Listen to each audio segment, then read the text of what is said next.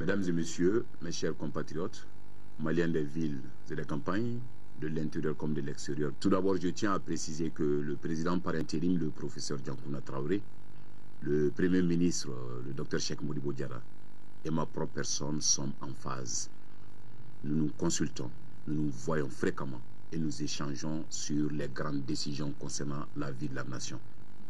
Au-delà de tout ça, je profite pour bien sûr remercier le président de la République par intérim, le professeur Diankouna Traoré, pour la largesse d'esprit, la considération et le sens élevé du patriotisme qu'il a su mettre en amont pour bien sûr amener un apaisement sur le plan social. Et je profite de la même occasion aussi pour remercier toutes les Maliennes et tous les Maliens.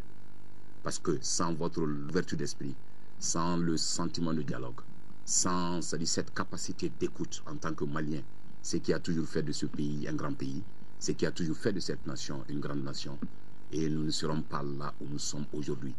Au-delà de tout ça, je reviens donc à la requête que le président par intérim, le professeur Diankouna, a eu à adresser à l'organisation sous-régionale.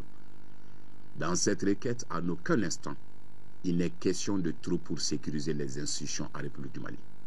Le professeur Diankouna Traoré, à son retour de Paris, il a eu à le dire qu'il fait confiance aux forces armées et de sécurité pour assurer la sécurité, bien sûr, des institutions de la République du Mali. Et il n'a fait l'objet d'aucun changement. Mais sauf qu'au-delà de ça, il a quand même demandé du matériel technique, à savoir des appareils, des outils de déminage, à savoir beaucoup d'autres de spécialistes, pour aider bien sûr les forces armées et de sécurité au Mali dans l'accomplissement de cette mission.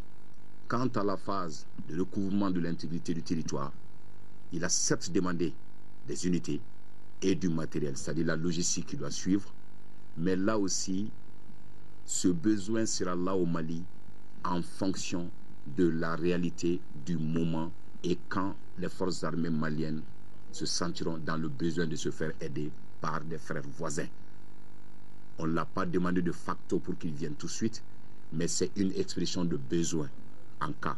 Et là aussi, c'est les services techniques maliens au niveau de vos forces armées de sécurité qui vont travailler de concert avec les autres acteurs extérieurs concernés pour bien sûr aider vos forces armées et de sécurité dans l'accomplissement de leur mission régalienne.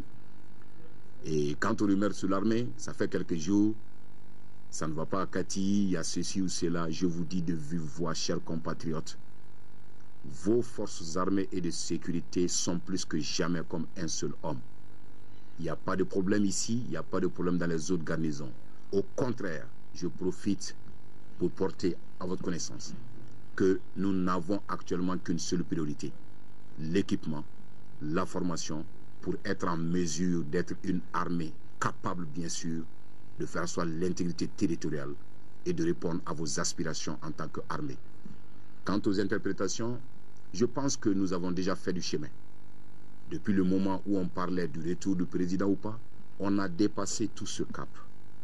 Ne donnons pas place aux rumeurs qui peuvent fortifier encore d'autres interprétations, profitant bien sûr à des individus mal intentionnés. Je profite pour vous demander ceci. Peuple malien, hommes et femmes, enfants et vieux, des campagnes, des grandes villes, de l'intérieur comme de l'extérieur, ce que vous entendez autour concernant la vie de cette nation à l'heure actuelle n'est que interprétation malveillante de certains individus qui ne veulent vraiment pas nous laisser avancer. Je profite de vous demander, c'est maintenant ou jamais, comme un seul homme, comme une seule nation, comme un seul peuple, d'assister vos forces armées et de sécurité qui en ont maintenant besoin. Parce que quelque part, on a des frères qui nous attendent, on a des sœurs qui nous attendent, qui souffrent matin, midi et soir. Il est temps de mettre un terme à tout ce qui peut se passer comme suspicion ou autre, nous mettant encore en retard ou rendant difficile tous les efforts qui peuvent être communs pour assister vos forces armées et de sécurité pour accomplir leur mission. Je lance un appel à nos frères, à nos sœurs, à nos pères, à nos mamans du Nord, qui sont en train de souffrir dans leur chair, dans leur âme et dans leur corps au quotidien. Le silence n'est pas un oubli. Votre armée, en un moment donné, en une phase critique, avait besoin de reculer pour mieux sauter.